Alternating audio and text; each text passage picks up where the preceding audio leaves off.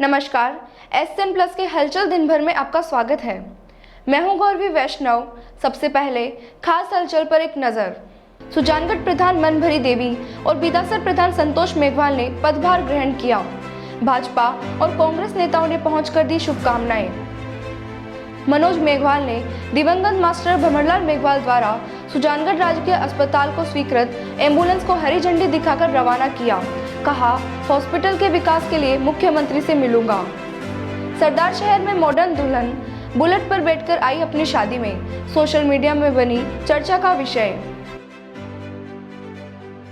सुजानगढ़ के नवनियुक्त प्रधान मनभरी देवी के पदभार ग्रहण पर आज सुजानगढ़ पंचायत समिति में कार्यक्रम आयोजित किया गया।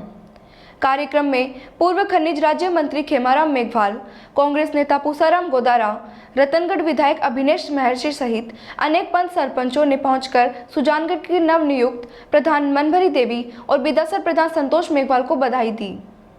इस दौरान भाजपा नेताओं ने कहा कि अब भाजपा गांवों तक पूर्ण रूप से पहुंच पाई है। अब सही मायने में गांवों का विकास होगा। कार्यक्रम के बाद भाजपा कार्यकर्ताओं ने मिठाई बांटकर और डीजे की धुनों पर थिरककर जश्न मनाया। इस अवसर पर मंडल अध्यक्ष पवन माहेश्वरी, भाजपा नेता वैद्य भंवरलाल शर्मा, कुंदन पुनिया, महेश पारिक, बुद्धि प्रकाश सोनी सहित अन्य कार्यकर्ता मौजूद रहे। जिन उम्मीदों के साथ में हमको चुन करके भेजा है, उन उम्मीदों पर आप लोग खरा उतरेंगे, ये मैं आप लोगों से अपील भी करना चाहता हूं। गांव की सरकार पहली बार सुजानगढ़ तहसील में और बिदासर तहसील में पहली बार भारतीय जनता पार्टी की सरकार गांव की सरकार बनी। सदस्यों को मैं हार्दिक बधाई देता हूं, आप सब लोगों का अभिनंदन करता हूं। सुजानगढ़ पंचायत समिति के 10 ब्लॉक मेरे विधानसभा क्षेत्र रतनगढ़ के भी हैं और रतनगढ़ विधानसभा क्षेत्र के 10 ब्लॉक में भारतीय जनता पार्टी का परचम खूब जबरदस्त तरीके से भारतीय जनता पार्टी के कार्यकर्ताओं ने लहराया है।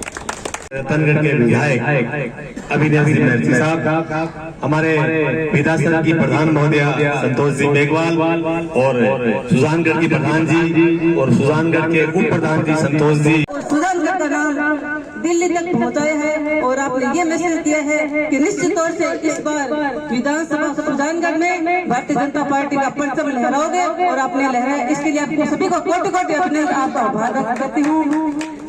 आप सभी को मैं ये विश्वास दिलाती हूँ कि सुजानगढ़ और बिदासर पे आपने जो आशीर्वाद दिया और आपने जो ये विश्वास दिया है कि पंचायत समिति में जो पंचायती राज का काम होता है वहाँ आपको कोई कमी नहीं होगी। तो लोगों का मन भी जीतेंगे, निश्चित रूप से इस प्रकार का काम करेंगे। आप मन लगाकर काम करें, लोगों भेदभाव दूर करें, ऐसी आशा आपसे अभिनेश जी ने की है। बहुत बहुत धन्यवाद। बिदासर में प्रधान पद पर लगातार दूसरी बार निर्वाचित हुए संतोष मेघवाल ने आज विधि विधान के साथ पदभार संभाला। इस अवसर पर रतनगढ़ विधायक अभिनेश महर्षि व पूर्व विधायक खेमाराम मेघवाल ने संतोष मेघवाल को गुलदस्ता भेंट कर शुभकामनाएं दी। पदभार ग्रहण करने के बाद संतोष मेघवाल ने कहा कि जनता ने मुझे आशीर्वाद दिया है। इस विश्वास को लेकर मैं जनता की जन उम्मीदों पर खरा उतरूंगी। इस अवसर पर नवनिर्वाचित ब्लॉक सदस्यों ने संतोष मेघवाल को फूलमाला भेंट कर बधाइयां दी। भारतीय जनता पार्टी विकास को मुद्दा बनाकर चुनाव लड़ी है। भारतीय जनता पार्टी की प्रत्याशी और हमारी वर्तमान में प्रधान संतोष जी मेघवाल पहले भी यहाँ पर प्रधान रही है। लोगों ने उनके ऊपर, उनके नाम के ऊपर भी विश्वास किया है और भारतीय जनता पार्टी के ऊपर विश्वास करके कांग्रेस की जो कुनीति है उनके खिलाफ भी वोट दिया और भारतीय जनता पार्टी के विकास के मुद्दे के ऊपर भी वोट दिया है।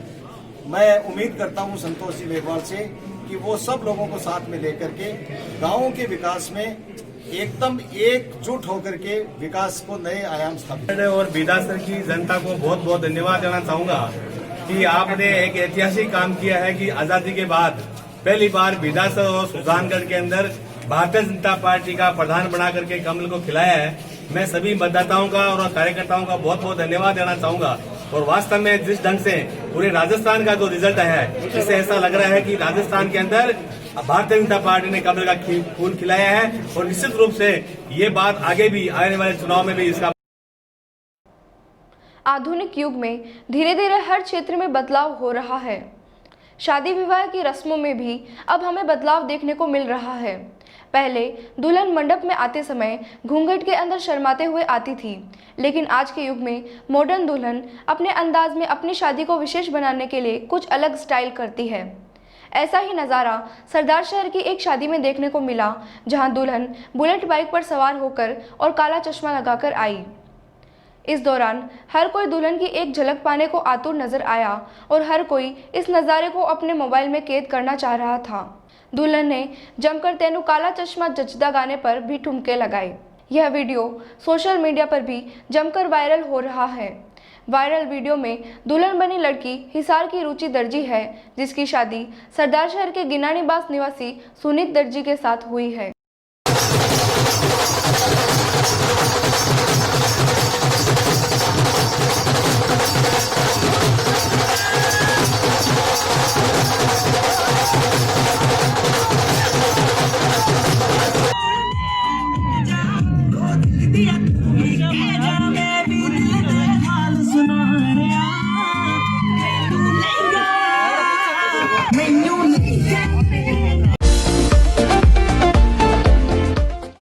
सुजानगढ़ के राजकीय बगड़िया चिकित्सालय में आज दिवंगत कांग्रेस नेता मास्टर भंवरलाल मेघवाल के पुत्र मनोज मेघवाल ने मास्टर भंवरलाल के कार्यकाल के दौरान स्वीकृत एम्बुलेंस को हरी झंडी दिखाकर रवाना किया।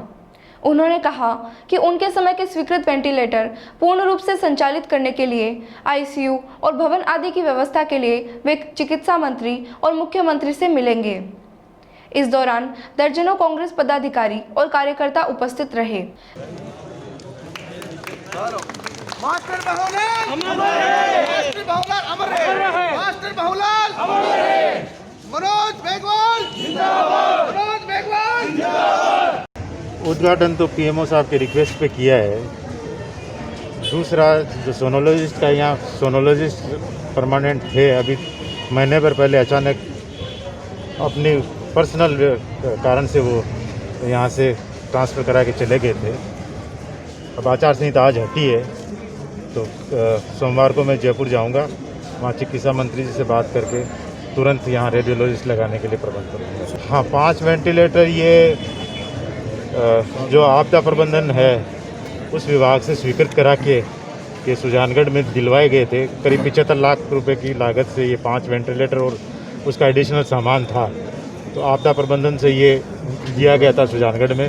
ये जब मंत्री जी उस समय स्वस्थ थे और कोरोना का जो शुरुआती टाइम था, उसी समय उन्होंने ये निर्णय लिया था कि भी कभी भी आगे ये जैसे फैलेगा तो उस समय लोकल स्तर पर भी सुविधा इस तरह की मिल जाए, क्योंकि कोरोना में सबसे ज़्यादा ज़रूरत पड़ती है या तो वेंटिलेटर की या ऑक्सीजन की, क्योंकि उसमें अचानक पेशेंट का ऑक्सीजन लेवल डाउन हो जाता है।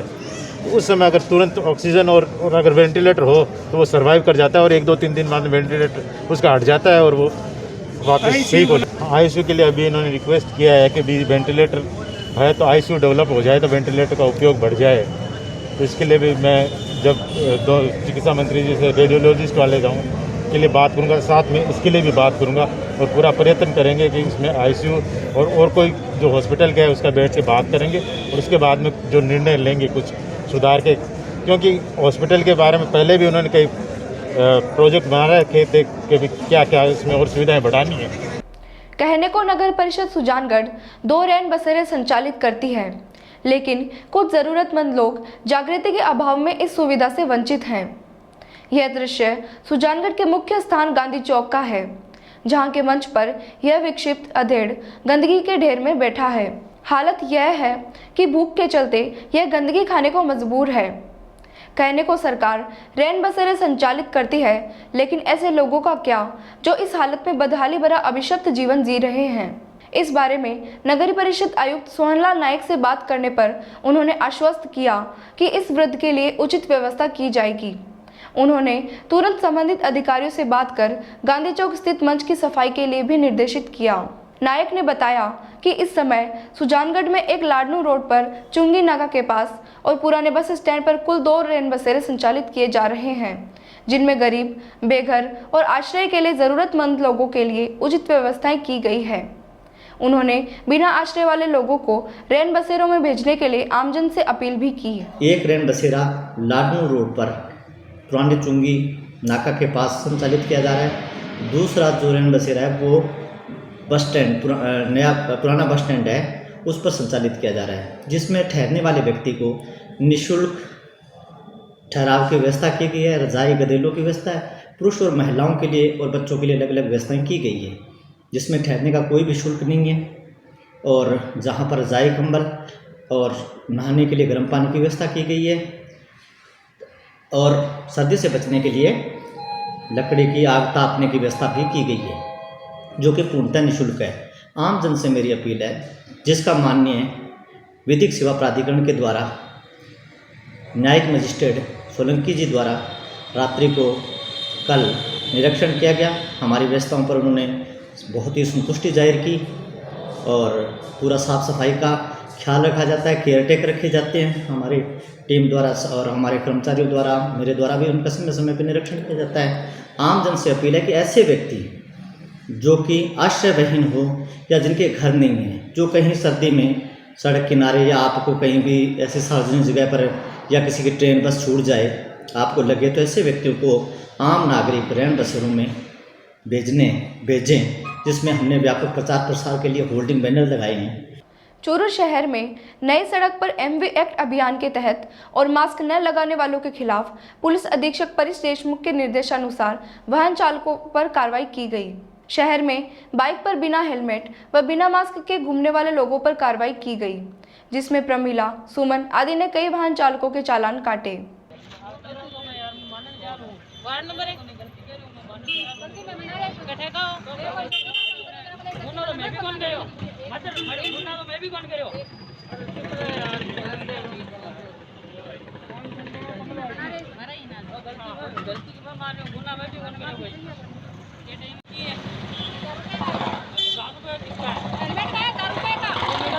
₹1000 किसका है? हेलमेट का।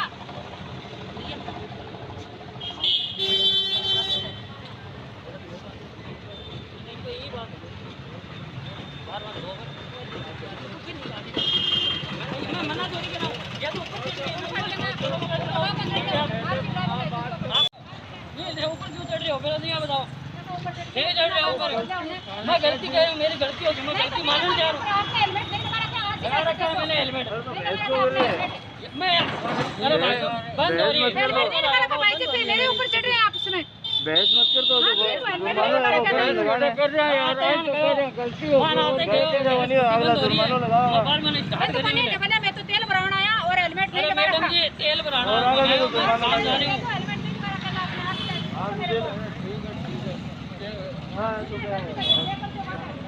आप क्यों चढ़ रहे हो? आप गाड़ी किसको दे रहे हो? गाड़ी क्यों दे रहे हो आप मेरे को?